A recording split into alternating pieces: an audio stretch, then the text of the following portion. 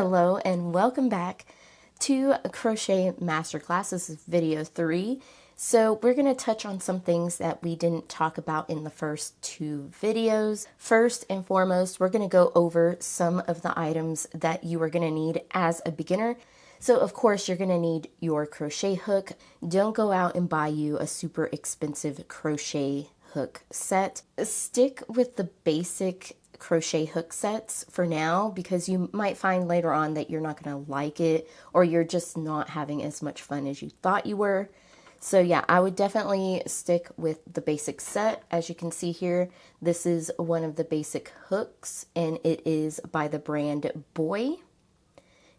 And yeah, you can pick up one of these sets at Walmart for about $10, and it comes with a range of crochet hooks. So all the hooks that you're going to need for a bunch of different projects are all in there in that one package for about $10. So the other version of the basic set of hooks is the inline hooks by Susan Bates. And as you can see here, we discussed this in the first video, but these are just 2 different styles of hooks. And it is the same thing with this one. These are a little bit more expensive, just a little bit, but you can pick up a set of these for around $10, and it comes with a bunch of different sizes. You're also going to need a set of scissors. Now, they don't have to be anything fancy. You could even just use nail clippers to clip your yarn if that's all you have. So remember, it doesn't have to be super fancy. It doesn't have to be, you know, unless you want to get a pretty set of scissors, go ahead and do that. But you don't need to spend $50 on scissors or $50 on a crochet hook, by no means. So another thing that you're definitely going to need is tapestry needles or yarn needles, or just needles that have these big eyes, so that way you can weave in your ends. I got this here at Walmart for about $3, and it came with, I do believe, 4. And you might even find them cheaper if you look in the sewing section at Walmart. They sometimes have these for about $1 for 4. So you just got to go look. Don't go out and spend more than that for sure. So some other things that you're going to need as a beginner are just some simple stitch markers. So my favorite are these types of stitch markers here. These are locking stitch markers. So it just locks like that. Looks like a little lock. And these are perfect whenever you're working in the round and you have to mark that first stitch. These are actually ones that I 3D printed, and they're not my favorite. I really don't like these types of loop stitch markers because they tend to fall off, especially if you like to move your hands a lot whenever you're working. But yeah, you don't even need to buy these if you don't want to. You can just use a scrap piece of yarn as a stitch marker, and you just use that. I'll go over alternatives to certain things as we progress in our journey and we start working some patterns. So this is just the very basic things that you're going to need. And of course, you're going to need your hands. So let's move on.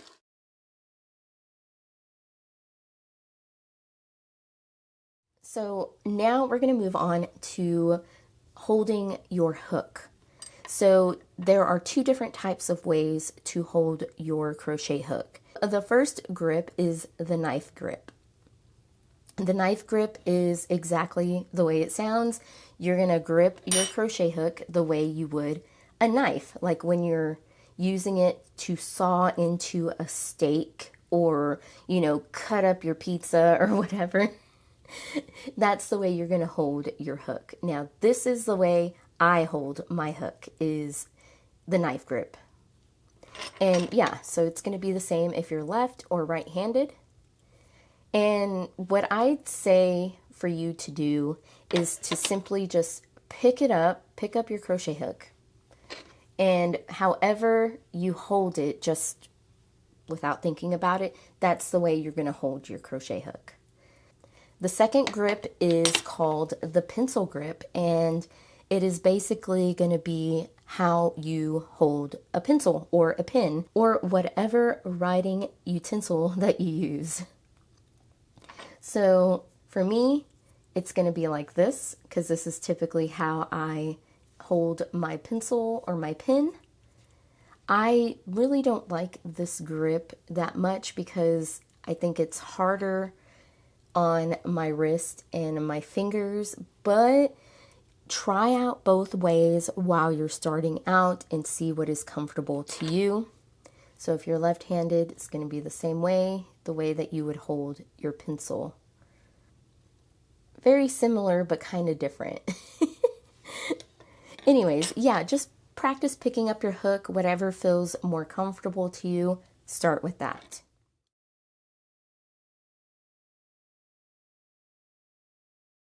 So now that we know how to kind of hold our hook, we're going to learn how to hold our yarn. But before we even learn how to hold our yarn, we are going to have to learn the most crucial thing in crochet, and that is the slip knot.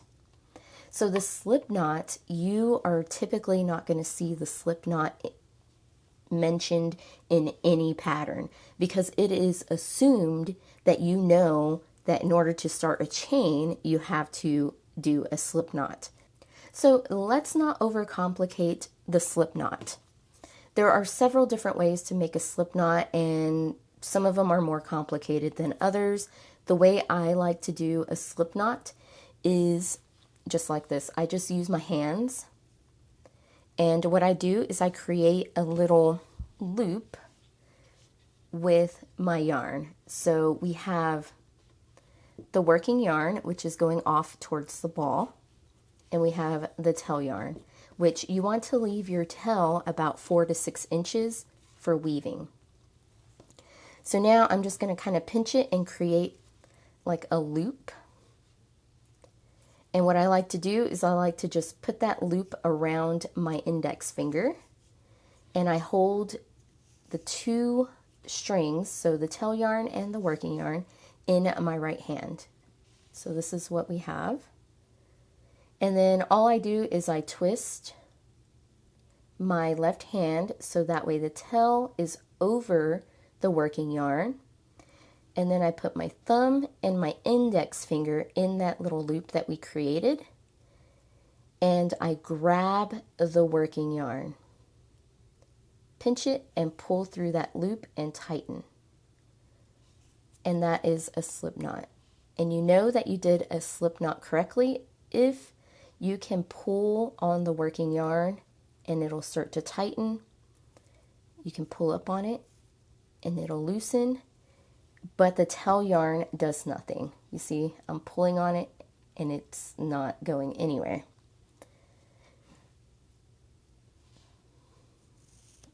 And there you go. See, it doesn't create a knot.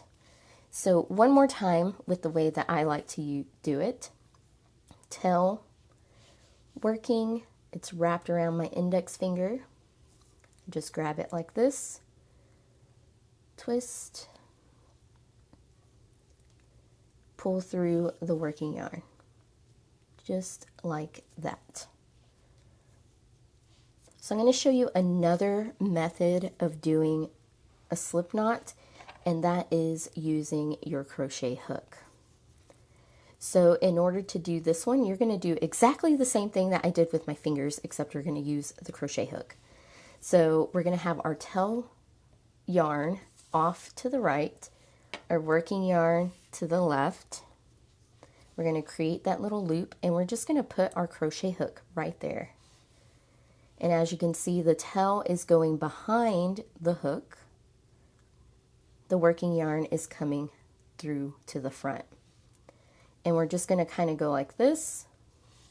We're going to hold both of our yarns. We're going to twist around. So we twisted our yarn like this. So once again, twist, grab that tail yarn and hold it, and then we're going to pull our working thread through, and we're going to tighten that tail. So that is another way to do a slip knot.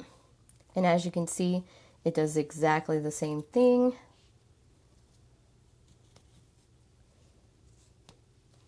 So one more time.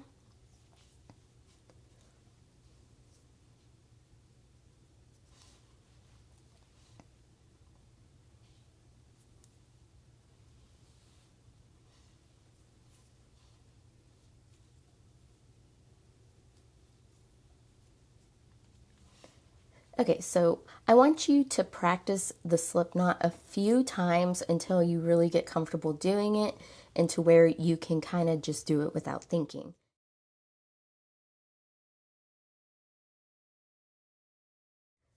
Okay, so once you're comfortable with the slip knot and you have your loop on your hook, we are going to learn how to hold the yarn. So in order to hold the yarn, as you can see, I've already got my crochet hook in my hand in my favorite grip, and I have the loop on my hook, and then we have the working yarn going out towards the right. So the way I like to hold my yarn is the very basic way, where I just go under my working yarn with my index finger, and then I just put my pinky under the working yarn as well, just like this. So this is what it should look like from the top, and then if I turn my hand over, you should see the yarn right there. So this is a very, very simple way of holding your yarn. This is my favorite way. This is how I learned. So I just remember index finger under, and the working yarn is going over my index. Once again, my pinky under, and the working yarn is going over. So yeah, just practice that a few times.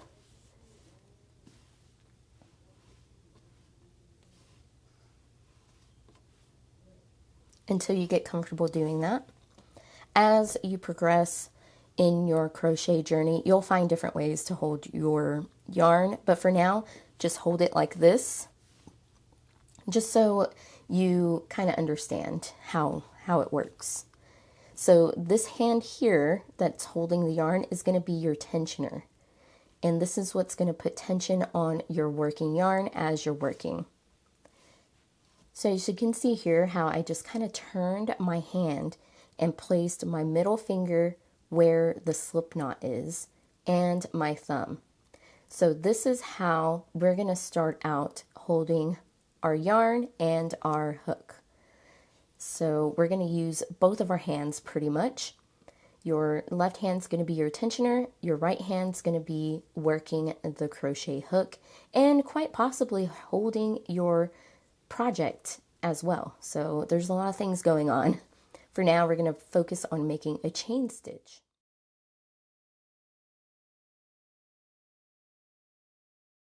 So working a chain stitch. First of all, we're just going to learn how to work it, and we're not going to worry about counting. So first step is to make sure that the hook is facing you like this. And then we're going to yarn over. So yarn over hook. As you saw, I went in front of my working yarn, and then I swooped it up and over. And now we're just going to pull that yarn through our loop, and that is one chain made. So we're going to move up. So what I like to do is I kind of like grab the loop with my other hand and scooch up my fingers and pinch below there. That kind of helps keep your tension. Once again, yarn over hook, pull through. That's 2. Yarn over hook, pull through. 3. Yarn over hook, pull through. 4.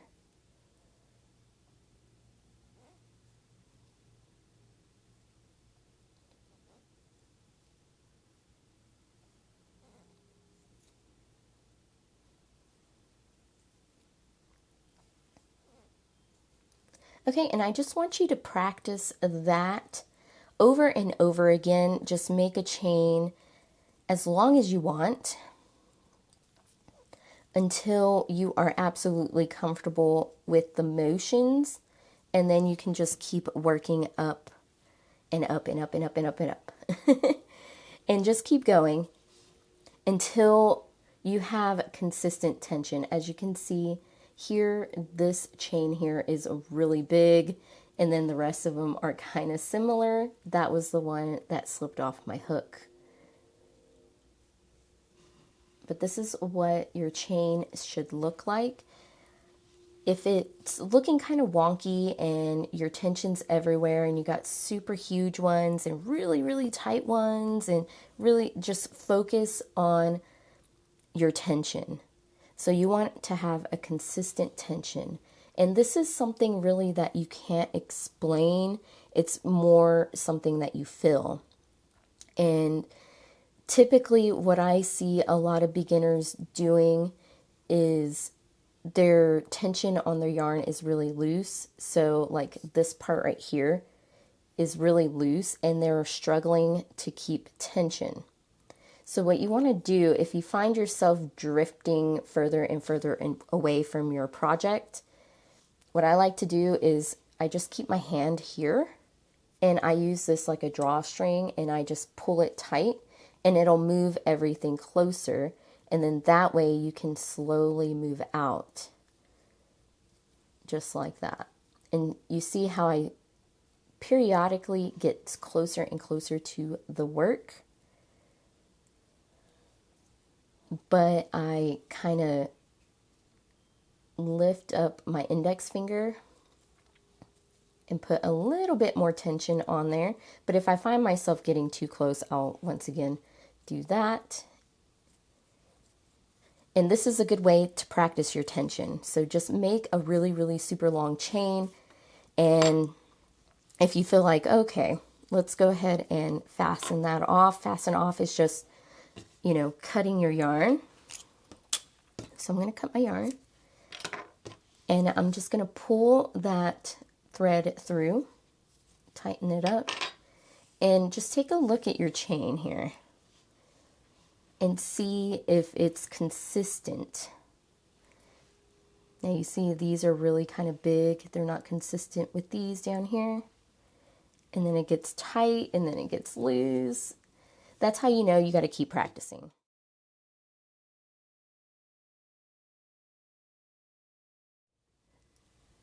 So I'm going to chain up a few and we're going to examine, we're going to go through the anatomy of a chain.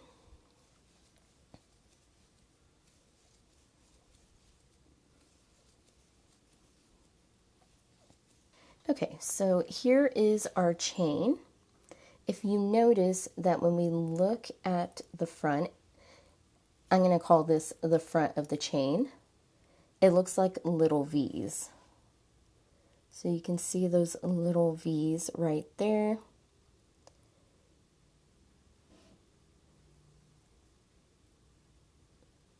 So these little V's is going to be an indication of your count.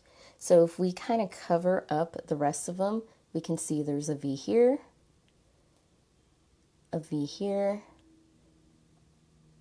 here, and here. So that was what, 4? 1, 2, 3, 4 chains. Now if we flip it over to the other side, you'll see the other side of the chain, and they look like little bumps here. And typically this is where you will be working into if you are working a stitch.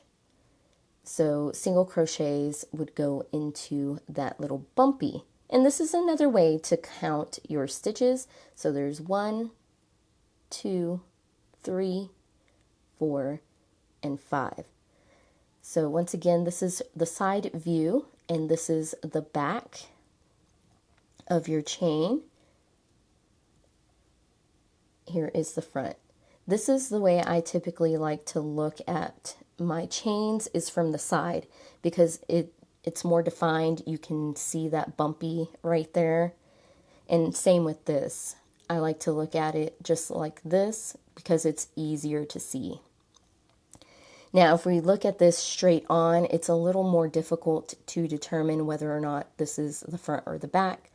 But, you know, as you progress on into your crochet journey, you'll be able to identify this fairly easily as you move on. So as you're working the chains up, practice counting your stitches, practice looking at them, checking your tension. This is a good way to gauge your tension of your yarn because you can really see the differences in your tension in the chain.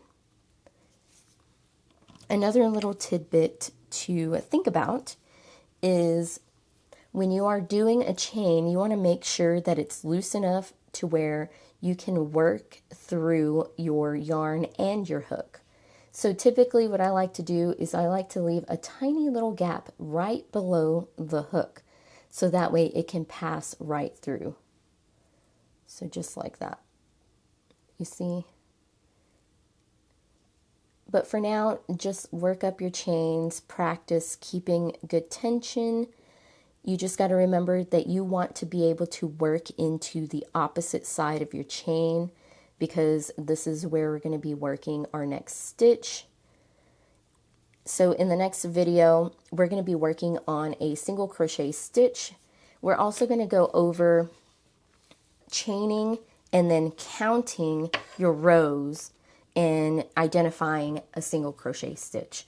So I hope this was informative and it taught you something. Let me know in the comments down below if you are having any trouble or if you need any other clarifications. I will definitely try to answer any of your questions. I'll see you in the next video. Thank you so much for watching. Happy crocheting, happy crafting. Bye.